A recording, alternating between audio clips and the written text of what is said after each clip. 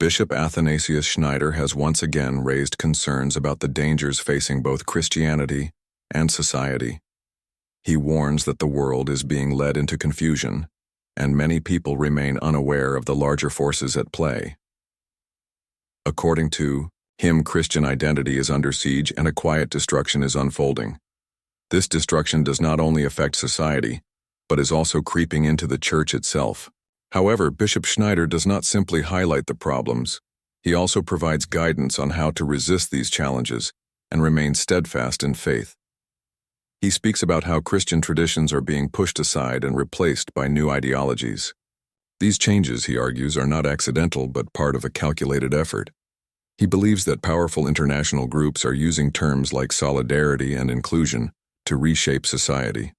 In reality, he claims, their ultimate goal is to alter Europe's cultural identity and weaken its Christian foundations. Bishop Schneider emphasizes that he is not opposed to welcoming those in need. However, he warns that current migration policies are not as straightforward as they appear. He suggests that these policies are being used as a tool to dilute Europe's Christian identity. According to him, migration is being strategically controlled from above with a hidden agenda, one that introduces cultures that do not align with Christianity, making it more difficult to preserve the faith.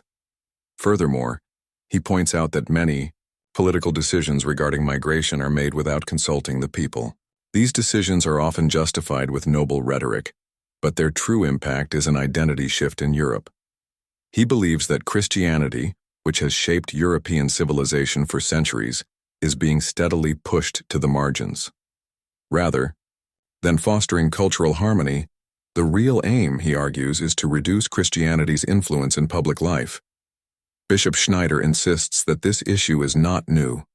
For years, he says, European leaders have been making choices that seem to serve global interests rather than the well-being of their own citizens. He claims that migration policies are not merely about humanitarian aid, but are part of a broader effort to redefine Europe's identity. According to him, cultural and religious traditions that clash with Christianity are being elevated above traditional Christian values. He is particularly concerned about the lack of attention to the spiritual aspect of these changes.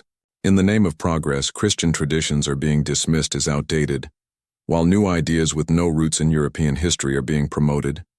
He describes this as a direct assault on Christianity. What troubles him even more is that some church leaders are supporting these changes. He believes that some have misinterpreted the gospel and confused genuine charity with cultural submission. By embracing ideas that ultimately weaken Christianity, they undermine the church's mission. As a result, Christianity is being relegated to the private sphere, while society is being shaped by entirely different principles. Bishop Schneider does not just warn about these dangers, he also offers solutions. He urges political and cultural leaders to have the courage to set boundaries. He asserts that every community has the right to preserve its identity and values. Europe, he says, must reconnect with its Christian roots. Without them, it risks becoming weak and easily manipulated by those with different agendas. He clarifies that protecting one's identity does not mean rejecting others. Rather, it means understanding one's own heritage and safeguarding it. He warns that if Europe abandons its Christian foundations, it will lose its sense of direction.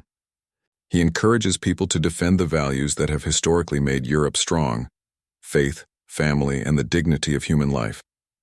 Bishop Schneider also expresses concern over modern European values promoted by institutions.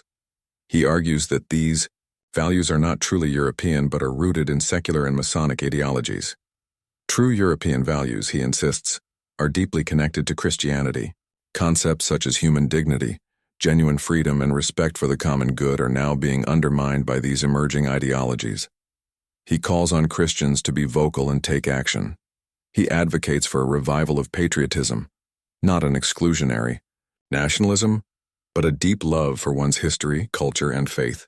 He warns that if people remain silent, they will see their traditions disappear without a fight. Bishop Schneider also criticizes certain organizations that claim to be Catholic but promote ideas that contradict Christian teachings. He warns that some of these groups receive funding from governments or private foundations with anti-Christian agendas. These organizations, while speaking of progress and inclusion, often support ideologies that conflict with Catholic beliefs. He highlights how public money is sometimes used to push ideological agendas into the Church. He warns that terms like reproductive rights, gender equality, and social justice, while appearing positive, often mask principles that contradict Christian teachings on life, family, and morality. Bishop Schneider stresses that the issue is not aid itself, but the conditions attached to it. He believes that assistance should not come at the cost of abandoning Christian values. The real danger, he warns, is that certain groups within the Church are accepting financial support while simultaneously adopting ideas that do not align with the gospel.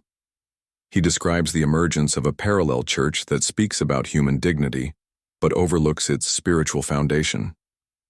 He insists that true human dignity comes from being created in the image of God and should not be reduced to a political ideology or used as an excuse to erase Christian beliefs.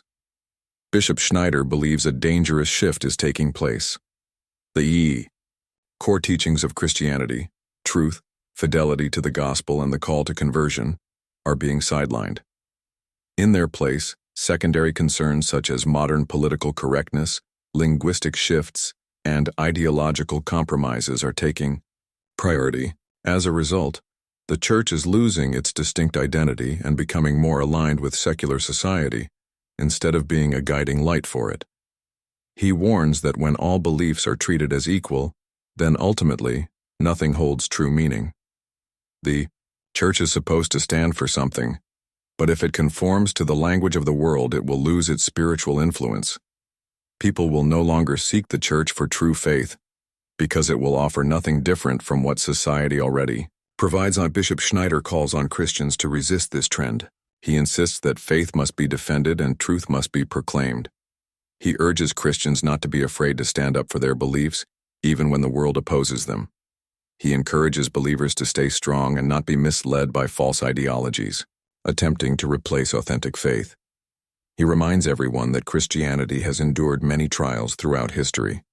The key, he says, is to remain steadfast and pass on Christian values to future generations. He believes that the survival of Christianity depends on those willing to defend it today. Bishop Schneider's message is clear. Do not be deceived. The world is changing and Christianity is under attack, but if people remain firm in their faith, they can withstand these pressures and preserve their beliefs. He calls on Christians to remember their heritage, safeguard their traditions, and boldly speak the truth. The time for silence has ended. Now is the time to act.